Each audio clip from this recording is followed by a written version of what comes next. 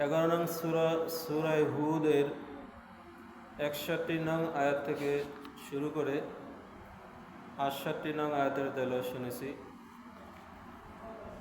তেলাওয়াতকৃত আয়াতের মাঝে আল্লাহ তাআলা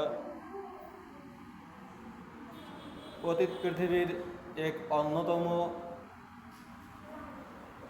দুর্দর্শ অত্যাচারী জালেম খোদাদ্রোহী রসুলের অবাধ্য এক জাতির পরিণতি সম্পর্কে আলোচনা করেছিল।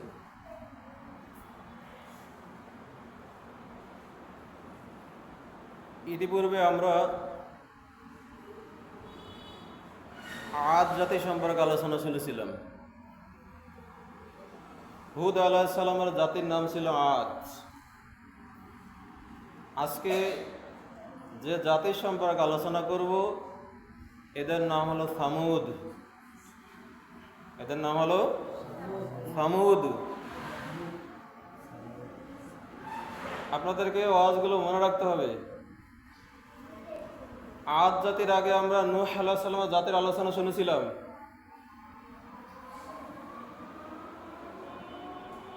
আজকে হলো আলোচনার তৃতীয় পর্ব, নূহ, হুদ, সালেহ আলাইহিস সালামের জাতি সামুদ। এই আলোচনাগুলো শুধু জানার জন্য নয়, এখান থেকে শিক্ষা নিয়ে নিজের জীবনকে পরিবর্তন করার জন্য।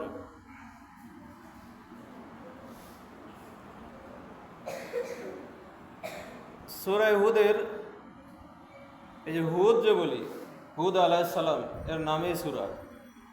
হুদ নামে একজন নবী ছিলেন, তার জাতির নামই আদ, যেটা গত জুমে আমি আলোচনা শুনেছিলাম। এই সূরা হুদের 61 নং আয়াতে আল্লাহ তাআলা সামুদ জাতি সম্পর্কে আলোচনা শুরু করছে। অন্যান্য সূরাও এসব আলোচনা আছে। আল্লাহ বলেন, ওয়া ইলা সামুদ আখাহুম সালিহা, আমি সামুদ জাতির কাছে তাদের ভাই, তাদের গোত্রের ভাই সালেহকে পাঠিয়েছিলাম। তাহলে সামুদ জাতির নবীর নাম হলো সালেহ, হযরত সালেহ। এটা ভালো করে উত্তর দিন, মনে রাখবেন। সামুদ জাতির নবীর নাম হলো সালেহ। সালেহ হযরত সালেহ আলাইহিস সালাম। আর আদ জাতির নবীর নাম ছিল কি? হুদ। একটু আগেই বলছি, ভুলে গেছেন। আদ জাতির নবীর নাম কি? হুদ আলাইহিস সালাম। সামুদ জাতির নবীর নাম কি? সালেহ আলাইহিস সালাম। এটা মেমোরিটা থেকে ঘুরাতে হবে, চাতক পাখির মতো তাকিয়ে থাকতে হবে কি বলে এটা শোনার জন্য। ওয়াজ তো সারা জীবনই শুনেছি, অনেক কিছুই জানি, বাকি অনেক আমলের। অনেকে অনেক কিছু জানি, কোন কাজটা অন্যায় আর কোন কাজটা ন্যায় এটা জানার জন্য পণ্ডিত হওয়া লাগে না। এটা জানার জন্য স্কুল কলেজ বিশ্ববিদ্যালয় মাদ্রাসা করা লাগে না। এটা আল্লাহ প্রদত্ত জ্ঞান, বিবেক। আল্লাহ প্রতিটা মানুষের ভিতরে সেট করে দিয়েছেন যে এটা অন্যায়, এটা ন্যায়। আর এই কারণেই আল্লাহ মানুষের বিচার করবেন, জিনদের বিচার করবেন। ভালো মন্দ কেরা বিচার বিবেচনা করতে পারে। ইতর প্রাণী পশু পাখির কোনো বিচার নেই, তাদের জন্য স্থায়ী কোনো শাস্তির শান্তির বিষয় নেই। জান্নাত নেই, জাহান্নাম নেই। তাদেরও মেমোরি আছে, তাদেরও বুদ্ধি আছে, যতটুকু দরকার ততটুকুই, কিন্তু তারা ভালো মন্দ বিবেচনা করতে পারে না, বিধায় তাদের জন্য স্থায়ী শাস্তি নাই। কিন্তু যতটুকু অন্যায় দুনিয়াতে করেছে, একটা একটা গুতা মরেছে, হাসর ময়দানে আর একটা গুতা দেওয়া এদেরকে মাটিও নেইবে। কারণ আল্লাহ ন্যায় বিচারক। আল্লাহ সুযোগ দেন কিন্তু ছেড়ে দেন না। সময় মতো আল্লাহ কি করেন? ধরেন। এটা ভালো করে মনে রাখতে হবে। এই শিক্ষার জন্যই কিন্তু আলোচনা। কারণ আমাদের আলোচনা চলছিল কিন্তু ইমানের শাখা প্রশাখা নিয়ে। আর ইমানের শাখা প্রশাখার মাঝে একটা শাখা হলো মানুষকে অত্যাচার না করা। নিজে যেমন শান্তিতে থাকতে চাওয়াটা প্রত্যেক মানুষেরই কাম্য, তদ্রূপ আর এক মানুষ, আর এক পশু, আর এক প্রাণী, আর এক ভাই, আর এক বোন, সে হোক বিধর্মী, সেও শান্তিতে থাকুক, এটাও একটা ইমানের অন্যতম অঙ্ক। ৭৭ শাখার ভিতরে এটা একটা অন্যতম শাখা, যে নিজে যেমন ভালো থাকতে চায় আর একজনও যেন ভালো থাকে। অত্যাচার না করা এটা একটা ইমানের অন্যতম শাখা।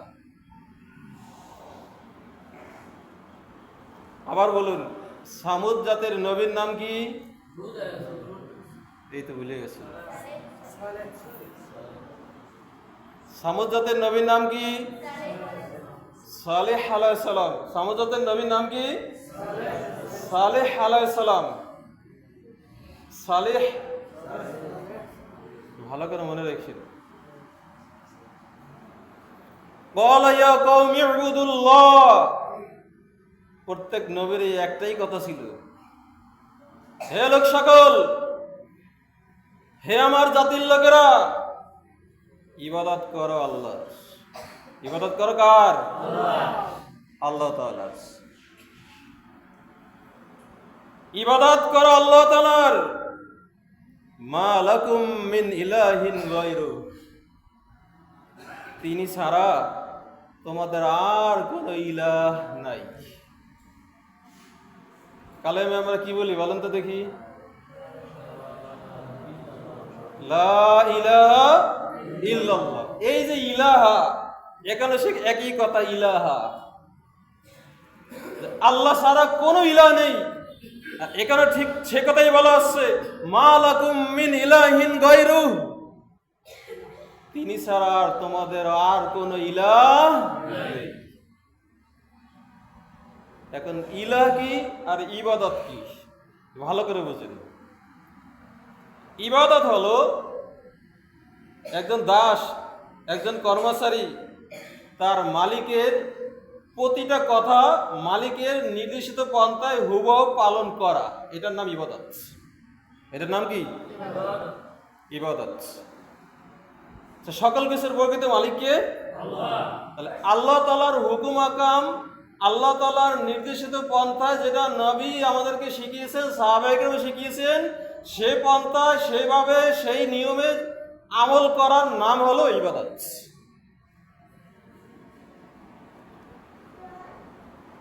একজনের সাথে হাসিমুখে কথা বলবেন, এটাও ইবাদত। একজনকে ভালো পরামর্শ দেবেন, এটাও ইবাদত। একজনের জন্য দোয়া করবেন, এটাও ইবাদত। একজনের একটু উপকার করবেন, কথা দিয়ে হোক, কাজ দিয়ে হোক, গায়ের শক্তি দিয়ে হোক, এটা ইবাদত। জিকির আজকার করবেন, এটা ইবাদত। নামাজ পড়বেন, এটা ইবাদত। হজ করবেন, এটা ইবাদত। যাকাত দিবেন, এটা ইবাদত। সত্য কথা বলবেন, এটা ইবাদত। মিথ্যা, অত্যাচার, অবিচার, পাপ থেকে বেঁচে থাকবেন, এটাও ইবাদত। ইবাদত দুই ধরনের, একটা করতে হয়, একটা করতে হয় না। করতে হয় বলতে যেটা করতে বলছেন সেটা করা, আর না হলে যেটা করতে নিষেধ করেছেন সেটা না করা, দুটোই ইবাদত। এক কথায় বুঝতে পারছেন ইবাদত কি? আল্লাহ আল্লাহর রসুলের নিয়ম কানুন, আল্লাহ আল্লাহ রসুলের নিয়ম পদ্ধতিতে যেটা করতে বলেছেন সেটা করা, যেটা করতে নিষেধ করেছে সেটা না করার নাম ইবাদত।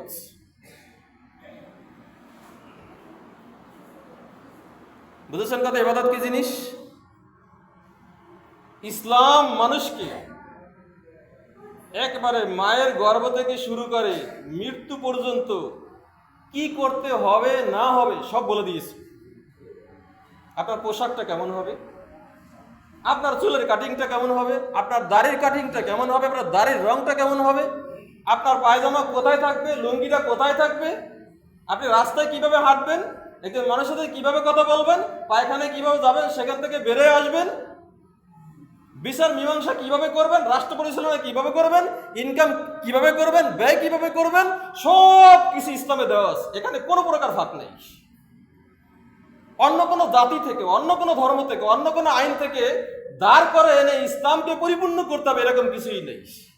ইসলাম সব দিক থেকে পরিপূর্ণ। অতএব ইবাদত কি জিনিস বুঝতে পারছেন তো? আপনারা বলুন তো, এই যে উল্টাপাল্টা গান শুনি, এটা শোনা পাপ না সওয়াব?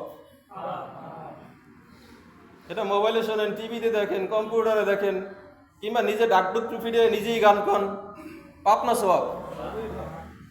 হ্যাঁ, এখন গান থেকে, এই অন্যায় থেকে বেঁচে থাকাটা ইবাদত। আপনি যদি গান থেকে বেঁচে থাকেন, এই অন্যায় থেকে বেঁচে থাকেন, তাহলে এটা ইবাদত। কারণ আপনি আল্লাহর, আপনার মালিকের আদেশ পালন করেছেন, আপনার নবীর আদেশ পালন করেছেন। যখন পালন করেন না, তখন আপনি পাপী। আল্লাহ জুলুম অত্যাচার করতে নিষেধ করেছেন, জুলুম অত্যাচার না করা ইবাদত, করা পাপ। এবার আসেন ইলাহ কাকে বলে? আমরা তো স্বীকার করি লা ইলাহা ইল্লাল্লাহ, আল্লাহ ছাড়া কোনো ইলাহ নেই। এখন ইলাহ কি জিনিস? ইলাহ বলা হয় এমন এক সত্তাকে যিনি সব কিছুর মালিক, এবং যত প্রশংসা, যত ইবাদত, যত সেজদা, যত গুণকীর্তন, যত জিকির, যত চাওয়া, যত পাওয়া, যত কামনা, যত দোয়া, যত দাবি, সব কিছু একমাত্র হবে সেই ইলার কাছে। তিনি কে? আল্লাহ। তাহলে জিকির হবে কার? আল্লাহ। আল্লাহকে বাদ দিয়ে যদি কোনো পীরের জিকির করেন, পীরকে ডাকেন, তাহলে এটা হবে গুনাহ, এটা হবে শিরক, এটা ইবাদত না। তাহলে আপনি আল্লাহকে বাদ দিয়ে আরেকজনকে ইলাহ বানাইছেন। আল্লাহ কোরআনে মানুষের মনকে ইলাহ বলছে, যারা মন মতো চলে ওরা মনকে ইলাহ বানাইছে। আর আল্লাহকে বাদ দিয়ে যত কিছুর পূজা করায়, ইবাদত করায়, সবগুলো ইলাহ। আসল ইলাহ আল্লাহ। আসল ইলাহ কে? আল্লাহ। মক্কার মুশরিকদের সাথে সমস্যাটা এখানেই তৈরি হয়েছিল। মক্কার মুশরিকরা আল্লাহকে আল্লাহ বলে স্বীকার করত, এতে কোনো সন্দেহ ছিল না। কিন্তু যখন বলা হলো যেহেতু আল্লাহ এক, আল্লাহকে স্বীকার করো, ইবাদত আল্লাহর করতে হবে, কান্নাকাটি আল্লাহর কাছে করতে হবে, দোয়া আল্লাহর কাছে করতে হবে, জিকির আল্লাহ করতে হবে, তখনই বাহ্য সমস্যা। মোহাম্মদ, তোমার মাথা খারাপ হয়ে গেছে। বুঝছেন কথা? সমস্যাটা তৈরি হয়েছে কখন? যখন আল্লাহকে বাদ দিয়ে মানুষেরা মানুষের মূর্তি বানিয়ে সেই মূর্তির কাছে কান্নাকাটি করা শুরু করলো। এই মূর্তির বিরুদ্ধে যখন আল্লাহ রসুলরা বলা শুরু করলো, তখনই শুরু হইল রসুলদের সাথে জাতির শত্রুতা। নাহলে সকল নবী রসুলগণই ভালো। আমাদের নবী যে আলামিন ছিলেন আরব দেশে, অতি বিশ্বাস্ত, তার প্রেরণের শত্রু তার কাছে আমানত রাখতো, জানতো যে মোহাম্মদ এগুলো নষ্ট করবে না। কিন্তু আমাদের নেতা আবু জাহেলের কাছে রাখলেও ফেরত পাবো না। কিন্তু মোহাম্মদকে তখন খারাপ বলা শুরু হলো কখন? যখন তিনি বলছেন এক আল্লাহর ইবাদত করো, এক আল্লাহর ইবাদত করো, মূর্তি বাদ দাও, সব কিছু বাদ দিয়ে এক আল্লাহ মানো, তখনই কে মোহাম্মদ তোমার সাথে আর হবে না, তোমার সাথে আর হবে না। ঠিক আমাদেরও অধিকাংশ ইমানদার নামক ভাই বোন, আল্লাহ বলছেন অধিকাংশ মানুষ ইমানদার হওয়া সত্য মুশরিক। কালেমা স্বীকার করার সাথে সাথে আল্লাহকে বাদ দিয়ে দৌড়ায় মাজারে, আল্লাহকে বাদ দিয়ে দৌড়ায় বাবার কাছে, আল্লাহকে বাদ দিয়ে দৌড়ায় পীরের কাছে, আল্লাহর কাছে কান্নাকাটি বাদ দিয়ে কান্নাকাটি করে পীরের কাছে, দয়া ভিক্ষা চাই পীরের কাছে, ছেলে চাই পীরের কাছে, মেয়ে চাই পীরের কাছে, সম্পদ চাই পীরের কাছে, গুনাহ ক্ষমা চাই পীরের কাছে। এসব মুশরিক। এরা ইমানদার হওয়া সত্ত্বেও মুশরিক, এরা মুসলমান না। এরা কালেমা স্বীকার ঠিকই করে, কিন্তু এরা মুসলমান না, এরা মুশরিক। আর এই সমস্ত পীরদের বিরুদ্ধে বলার কারণে আমরা খারাপ।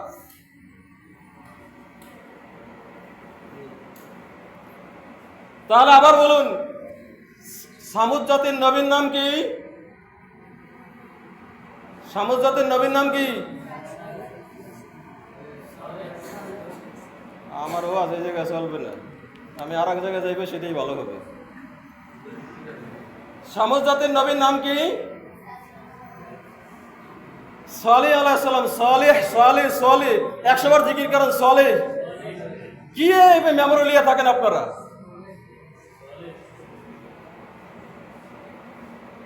এই সালেহ আলাইহিস সালাম এসে দাওয়াত দিলেন কি? মা লাকুম মিন ইলাহিন গায়রু, ইবাদত করো একমাত্র আল্লাহর, তিনি ছাড়া আর তোমাদের কোনো ইলাহ নাই, কোনো পীর নাই, কোনো বাবা নাই, কোনো মাজার নাই, কোনো মূর্তি নাই, কোন সরকার নাই যে ইসলাম ধরে আইন পাস করবে আর তার পিছনে আমাদের ঘুরতে হবে। মন চাই এভাবে ইলা তৈরি করা যাবে না। হুয়া আনশাকুম মিনাল আরদি ওয়াস্তামারাকুম ফিহা। কেন তোমরা আল্লাহর ইবাদত করবে? কারণ আল্লাহ তোমাদেরকে জমিন থেকে সৃষ্টি করেছে। মানুষের আদি সৃষ্টি কোথা থেকে? মাটি থেকে। সে কথা আল্লাহ বলছেন, আল্লাহ তোমাদেরকে এই জমিন থেকে এই মাটি থেকে সৃষ্টি করেছেন। ওয়াস্তামারাকুম ফিহা, আর এই জমিনেই তোমাদেরকে থাকতে দিয়েছেন, আবাদ করেছেন, এখানেই তোমরা চলাফেরা করতে আসো। ফাস্তাগফিরুহ, অতএব ইতিপূর্বে অন্যায় অত্যাচার অবিচার গুনাহ যা করছো, এখন সেই ইলাহ, সেই এক আল্লাহ যিনি তোমাদেরকে সৃষ্টি করেছেন তার কাছে ক্ষমা চাও। তাহলে ক্ষমা চাইতে হবে কার কাছে? বাবা তুমি ক্ষমা না করলো আল্লাহ ক্ষমা করবে না। নিজ কানে শোনা, নিজ কানে শোনা, নিজ কানে দেখা। এমনও মুরিদান এই দেশে আছে, পীর সাহেব এমন আছে, মুরিদানরা কান্দে বাবার কাছে, বাবা মুরিদ সন্তানদের 2 ফোঁটা চোখের পানি কবুল করে নাও, তুমি ক্ষমা না করলে আল্লাহ ক্ষমা করবে না। নাউযুবিল্লাহি মিন যালিক। এই সমস্ত পীরগুলো মানুষের ঈমান নিয়ে ছিনিয়ে গেছে, আর টাকা পয়সা পাচ্ছে, দুনিয়াটা অর্জন করছে, আর লোকগুলোকে জাহান্নামী বানাচ্ছে, আর আমরাও তাদের পিছনে দৌড় মারছি। বাবাই পরকালে কিছুই করতে পারবে না। ফাস্তাগফিরুহ, অতএব সেই আল্লাহর কাছে ক্ষমা চাও। সুম্মা তুবু ইলাইহি, অথবা একান্তে তার দিকেই ফিরে যাও, তার দিকেই মনোনিবেশ করো, আল্লাহ ছাড়া সব কিছু বাদ দাও। ইন্না রাব্বি করিবুম মুজিব, নিশ্চয় আমার রব অনেক কাছে এবং তিনি ডাকনেওয়ালার ডাকে সাড়া দেন, ডাকনেওয়ালার ডাকে সাড়া দেন, ডাকে জবাব দেন। বলুন আল্লাহ কত কাছে? ওয়াইদা সালাকা ইবাদি আন্নী ফাইন্নী করিব। অন্য সূরা আল্লাহ বলেছেন, হে নবী, যখন মানুষেরা তোমার কাছে জিজ্ঞাসা করে আমার ব্যাপারে, আমি কত দূর, আমি কোথায়, বলে দিন আমি একেবারেই কাছে। উজিবু দাওয়াতাদ দাঈ ইযা দাআন, যখন ডাকনেওয়ালা ডাকে তখন আমি তার ডাকে সাড়া দেই। ফাল ইস্তাজিবু লি ওয়াল ইউমিনু বি লাআল্লাহুম ইয়ারশুদুন, অতএব আমি যেহেতু তাদের ডাকে সাড়া দিব, তাদের দায়িত্ব হলো তারা আমারও ডাকে সাড়া দিবে, আমার কথা মানবে, আমাকে যথাযথভাবে বিশ্বাস করবে, শিরক করতে হবে আমাকে বিশ্বাস করবে, তাহলে আশা করা যায় তারা হিদায়াত পাবে, সঠিক পথ পাবে। আল্লাহ কত দূর? কোটি কোটি মাইল দূরে। আর বাবাই অন্তর মধ্যে। আল্লাহ এত কাছে যে আল্লাহ বলেছেন নাহনু আকরাবু ইলাইহি মিন হাবলিল ওয়ারিদ, আমি বান্দার গলায় যে মোটা রগ আছে, মোটা রগের কাছ থেকেও অনেক কাছে। ডাক দিলেই শুনেন, মনে মনে বললেই শুনেন, শব্দ করে বললেই শুনেন, অন্তরে কল্পনা করলেই জানেন। এমন মাওলা, এমন মালিককে বাদ দিয়ে ডাকি যেই লোক নিজে আল্লাহর দেওয়া জিনিস খাইছে, রোগে বললে ডাক্তারের কাছে গেছে, বিপদে বললে কান্নাকাটি করছে, সেই লোকেরা ডাকে আমরা বিপদ দূর করার জন্য। আল্লাহকে বাদ দিই। ইমানকে কাটি করুন, ইমানকে কাটি করুন, এরপর নেকামল করুন। বলু ইয়া সালিহু কুনতা ফিনা মারজুআন ক্বাবলা হাযা তানহানা আন না'বুদা মা ইয়া'বুদু আবাউনা। এখন সামুদ জাতির নবীর এই দাওয়াত দেওয়ার পরে সামুদ জাতির লোকেরা দেখেন কি বলতেছে, জবাবটা কি?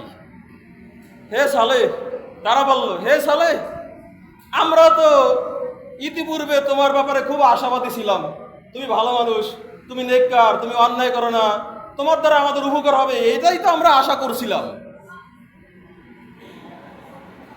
আতানহানা আন না'বুদা মা ইয়া'বুদু আবাউনা, ব্যাপারটা তো বুঝলাম না, তুমি কি আমাদেরকে আমাদের বাপ দাদারা আল্লাহকে বাদ দিয়ে যাদের ইবাদত করতো, পূজা করতো, তাদের ইবাদত করতে আমাদেরকে নিষেধ করছো? লক্ষ্য করছেন কোথায়? তুমি তো খুব ভালো মানুষ, আমরা আশা করছি তোমার দ্বারা আমাদের উপকার হবে, তো ব্যাপারটা তো উল্টো হয়ে গেল। আমরা যে আমাদের বাপদাদারা আমরা মূর্তি টুর্তির পূজা করি, মাজার পূজা করি, কবর পূজা করি, পীর পূজা করি, আল্লাহকে বাদ দিয়ে অন্যের কাছে চাই, এটার বিরুদ্ধে বলছো, এটা থেকে নিষেধ করছো। ওয়াইন্নানা লাফি শাক্কিম মিম্মা তাদউনা ইলাইহি মুরিব। বরং ব্যাপারটা হচ্ছে তুমি যা বলছো এই ব্যাপারে আমরা খুব সন্দেহের মধ্যে আছি, দ্বিধাদ্বন্দ্বে আছি, আমরা মানতে পারছি না। লক্ষ্য করছেন জবাবটা কি ছিল? বা তুমি তো ভালোই ছিলা, কিন্তু আমাদের মূর্তির বিরুদ্ধে যে বলতে আসো, এক আল্লাহর ইবাদত করতে বলতে আসো। ক্বালা ইয়া কওমি আরাইতুম ইন কুনতু আলা বায়িনাতিন মির রাব্বি ওয়া আতানি মিনহু রাহমাতান ফামান ইয়ানসুরু মিনাল্লাহি ইন আসাইতু। আর সালেহ আলাইহিস সালাম জবাবে বলতে আছেন, হে আমার জাতির লোকেরা, তোমাদের মতটাকে একটু বলো তো দেখি। যদি আমি আমার রবের সুস্পষ্ট প্রমাণের উপর থাকি আর আমার রব আমাকে রহমত দান করেন, মানে নবুয়ত দান করেন, ফামান ইয়ানসুরুনি মিনাল্লাহি ইন আসাইতু, যদি আমি আল্লাহকে অবদ্ধ হই, আল্লাহকে না মানি, আল্লাহর কথা না মানি, আল্লাহর দাঁত থেকে আমাকে কে সাহায্য করবে, কে বাঁচাবে? বলো তো, আল্লাহর দাঁত থেকে আমাকে কে বাঁচাবে? ফামা তাজিদুনানি গায়রা তাকসির। যদি আমি তোমাদের কথা মেনেই নিই, আল্লাহর ইবাদত বাদ দিয়ে দিই, তোমাদের মন চাই জিন্দেগি গঠন করি, মূর্তির কাছে চলে যাই, আল্লাহকে বাদ দিয়ে দেই, তাহলে তো তোমরা আমার ক্ষতি বৃদ্ধি করা ছাড়া আর কোনো উপকার করবে না। সাল্লাল্লাহু আলাইহি ওয়াসাল্লাম কি জবাব দিলেন? যদি আল্লাহর অবদ্ধ হই, আল্লাহর ইবাদত না করি, এক আল্লাহ না মানি, তাহলে আল্লাহ শাস্তি দিলে আল্লাহ ছাড়া আর বাঁচানোর মতো কেউ নাই। কিন্তু আমাদের বাবা কি কন, আমাদের পীর বাবা আছে না? ওয়া কওমি হাযিহি নাকাতুল্লাহি লাকুম আয়াতান ফাযারুহা তাকুল ফি আরদিল্লাহি লা তামাসসুহা ফিসু। অনেক বলার পরে এখন সামুদ জাতির লোকেরা সালেহ আলাইহিস সালামের কাছে দাবি করলো, তোমার কথা মানতে রাজি না, এক কথায় মানতে আমরা রাজি, যদি তুমি এই পাহাড় থেকে 10 মাসের গর্ভবতী একটা উট বের করতে পারো এবং এটা সাথে সাথে বাচ্চা দিবে, তাহলে আমরা তোমাকে নবী মানতে রাজি। কি এক কথায় রাজি, কথা বুঝছেন? সালেহ আলাইহিস সালাম কি এটা বের করতে পারবেন? দোয়া করছেন কার কাছে? আল্লাহ। দাবি করছে এখন তুমি, ঠিক আল্লাহ ওদের সামনে পাহাড়কে ভাগ করে দিয়ে 10 মাসের একটা গর্ভবতী উটনি বের করে দিলেন, সাথে সাথে বাচ্চা দিল, বাচ্চাটা সাথে সাথে উঠে মার সাথে চলাফেরা শুরু করলো। এখন আল্লাহ একটু আইন দিয়ে দিলেন, সেটা কি? সেটা আবার সূরা শামসের মাঝে আল্লাহ উল্লেখ করছেন, একটু লক্ষ্য করেন, ধৈর্য ধারণ করেন। ফাকালা লাহুম রাসূলুল্লাহি নাকাতাল্লাহি ওয়া সুকিয়াহা। এই উটনি আসার পরে, বাচ্চা দেওয়ার পরে এখন তিনি সতর্ক করে বলছেন সালেহ আলাইহিস সালাম সামুদ জাতিকে যে তাদের রসুল সালেহ আলাইহিস সালাম বললেন এই উট আল্লাহর, বিশেষভাবে আল্লাহর, ওয়া সুকিয়াহা, অতএব একে পানি পান করতে বাধা দিতে পারবে না, এ সবার আগে পানি পান করবে। ব্যাপারটা ঘটছে কি জানেন? এই উটের শক্তি ছিল এমন, আর পানি এমন খাইতো, পুকুরের কাছে গেলে সব শেষ, ওরা আর পাইতই না। শেষে কি করলো? বিপদ ঘনাইছে, দাবি মতো উট আসছে, বাচ্চা আসছে, ওদের উট পানি পায় না, আর কি করতে হবে? ওই দাবি ভুলে গেছে, মানে কথা ভুলে গেছে, শর্ত ষড়যন্ত্র করা শুরু করছে, এটাকে মারতে হবে। কি করতে হবে? তাহলে উহাইমির নামে একটা লোক ওই জাতির নারী, পুরুষ, শিশু, বৃদ্ধ, পুরুষ, বালক, বালিকা সবাই মিলে তাকে নিযুক্ত করলো, তুমি হত্যা করো। তুমি কি করো? সে যে উটটাকে হত্যা করলো, উটনিকে হত্যা করার পরে উটের বাচ্চাটা 3টা বিকট শব্দ করে পাহাড়ের দিকে পালিয়ে গেল। সালেহ আলাইহিস সালাম বললেন, তোমাদের সময় মাত্র 3 দিন, 3 দিন পরে তোমাদের আযাব আসবে। কি আসবে? এরবারে বিশ্বাস করে না। আল্লাহ বলছেন, ফাকরুহা ফাকালা তামাত্তু ফি দারিকুম সালাসাতা আইয়াম। অতঃপর তারা সেই উটকে মেরে ফেললো। সালেহ আলাইহিস সালাম বললেন, তোমাদের ঘরে তোমরা 3 দিন থাকো, সময় মাত্র 3 দিন। যালিকা ওয়াদুন গায়রু মাকযুব, এটা এমন ওয়াদা যে ওয়াদা কখনো মিথ্যা হবে না। এরপরে তারা মানল না, চূড়ান্ত সময় চলে আসলো। ফালাম্মা জা আমরুনা নাজ্জাইনা সালিহান ওয়াল্লাযিনা আমানু মাআহু বিরাহমাতিন মিন্না, আল্লাহ বলছেন যখন আমার নির্ধারিত শাস্তির বিধান চলে আসলো, আমি সলেহকে এবং সলের সাথে যারা খাঁটি ইমানদার ছিল আমার রহমতের মাধ্যমে তাদেরকে নাজাত দিলাম। অমিন খিসি ইয়াউমিযিন, সেই দিনের লাঞ্ছনা থেকে আমি তাদেরকে উদ্ধার করলাম। ইন্না রাব্বাকা হুয়াল কাবিয়ুল আজিজ, নিশ্চয় আল্লাহ হলেন মহাপরাক্রমশালী, সর্বশক্তিমান। কি কন? স্বাধীনতার সার্বক্ষমতার মালিক জনগণ আছে না আমাদের সংবিধানে? এটা একটা কুফরি কথা, এটা একটা শিরকি কথা। এবার আল্লাহ বলেন ওয়াকাযাল্লাযিনা যালামু সাইহাতু ফাযবা ফি দিয়ারিহিম জাসিমিন, পরিণতিতে কি হলো?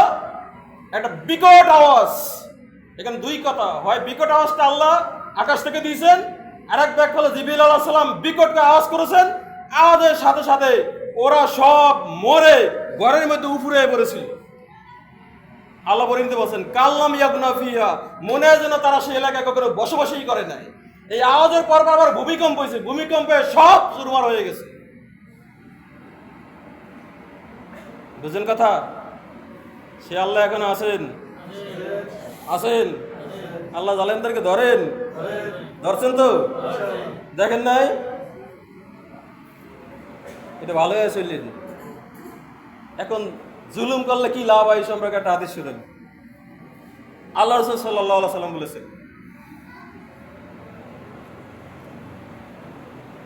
আমি দুইটা হাদিস বলবো আপনাদেরকে, খুতবা ছোট করে পড়বো, অধৈর্য হবেন না। মিশকাত আল মাসাবির 435 নং পৃষ্ঠার 2 নম্বর হাদিস। আবু হুরায়রা রাদিয়াল্লাহু আনহু থেকে বর্ণিত, তিনি বলেন রাসূল সাল্লাল্লাহু আলাইহি ওয়াসাল্লাম বলেছেন মান কানাত লাহু মাজলিমাতুল লিআখিহি, ভালো করে শুনেন, যেই ব্যক্তির আমলনামায় আছে তার ভাইয়ের উপর জুলুমের গুনাহ। ওয়াজটা ভালো করে শুনেন, যে ব্যক্তির আমলনামায় আছে তার ভাইয়ের প্রতি, এখানে ভাই বলতে আপন ভাই এরকম না, মানে অন্য মানুষ, পশু পাখি সবাই, এরকম জুলুমের গুনাহ আছে। মিন ইরদিহি, সেই গুনাহটা তার সম্মান নষ্ট করে হোক, আও শাইইন, অথবা অন্যান্য যে কোনো জিনিস নষ্ট করে হোক, অধিকার নষ্ট করে হোক। ফালিয়াতাহাল্লালহু মিনহু ইয়াওমাল ক্বাবলা আল্লা ইয়াকুনা দিনার ওয়ালা দিরহাম, সে যেন তার সেই ভাইয়ের কাছে, সেই মানুষের কাছে সেই অন্যায়ের ক্ষতিপূরণটা দিয়ে দেয়, অথবা না থাকলে তার কাছ থেকে যেন ক্ষমা চেয়ে নেয়। এমন এক দিন আসার আগেই, যেই দিনে কোনো প্রকার দিনার দিরহাম টাকা পয়সা চলবে না। সেটা কোন দিন? সেটা কোন দিন? ইন কানা লাহু আমালুন সালিহ, যে জুলুম করেছে, যেভাবেই জুলুম করেছে, তার যদি আমলনামায় নেক আমল থাকে, উখিযা মিনহু বিকদারি মাজলিমাতিহি, মানুষের প্রতি, পশু পাখির প্রতি, মানুষের প্রতি জুলুম করার কারণে ওই জুলুম পরিমাণ নেক ওই আমলনামা থেকে কাটা হবে, আর যার প্রতি জুলুম করা হয়েছে তাকে দেওয়া হবে। ওয়াইল্লাম ইয়াকুল লাহু হাসানাত, যদি এই জালেম আর জুলুমকারী, এই সন্ত্রাসীর কোন নেক আমল না থাকে, উখিযা মিন সাইয়্যাতি সাহিবিহি, যার প্রতি জুলুম করা হয়েছে তার গুনাহ নেওয়া হবে, তার গুনাহ কমানো হবে। ফাহুমিলা আলাইহি, যে জুলুম করেছে ওই গুনাহগুলো তার মাথায় চাপিয়ে দেওয়া হবে। বুখারী শরীফের হাদিস, কোনো প্রকার সন্দেহ নেই। কি কন? এটা একটু চোখ বুঝে চিন্তা করেন, কার কোন জায়গা অধিকার নষ্ট করেছেন, জুলুম করছেন, মরার আসার আগে একটু সোজা হয়ে যান। আর একটা হাদিস বলবো, একটু লক্ষ্য করেন। এই যে কথাগুলো বললেই অনেকে বলে না গীবত, গীবত নিয়ে একদিন আলোচনা করছিলাম না, একটা হাদিস আজকে বলে একটু উপসংহার টানি। গীবতের অনেক হাদিস আছে। মিশকাত আল মাসাবির 412 নং পৃষ্ঠার মাঝামাঝি পৃষ্ঠা থেকে এক হাদিস, হযরত আয়েশা রাদিয়াল্লাহু আনহা থেকে বর্ণিত হাদিস। তিনি বলেন ইন্না রাজুলান ইসতাজানা আলা নবী সাল্লাল্লাহু আলাইহি ওয়াসাল্লাম ফাকানা ইযানু লাহু, এক ব্যক্তি এসে নবী সাল্লাল্লাহু আলাইহি ওয়াসাল্লামের কাছে আসার অনুমতি প্রার্থনা করলো, অনুমতি চাইলো, আমি কি আসতে পারি?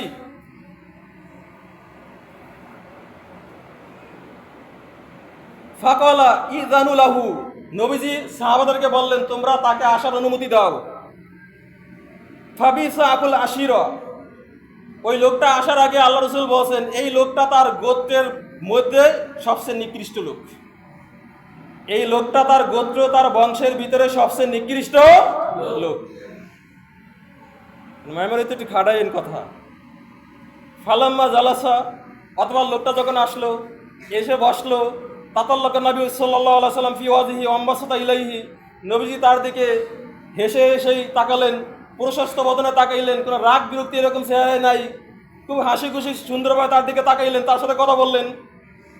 ফালাম্মা ইনতালাকার রাজুল, অথবা লোকটা যখন চলে গেল, কলাত আয়েশা, আয়েশা রাদিয়াল্লাহু আনহা বললেন, ইয়া রাসূলুল্লাহ, হে আল্লাহর রাসূল। কি বলছেন?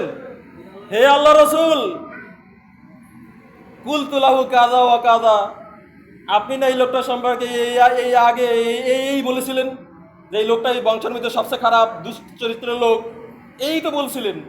তাহলে আপনি আবার এই লোকটা আসার পরে সুন্দর সুন্দর কথা বললেন, হেসে হেসে কথা বললেন, প্রশস্ত বদনে তাকাইলেন, ব্যাপারটা তো বুঝলাম না।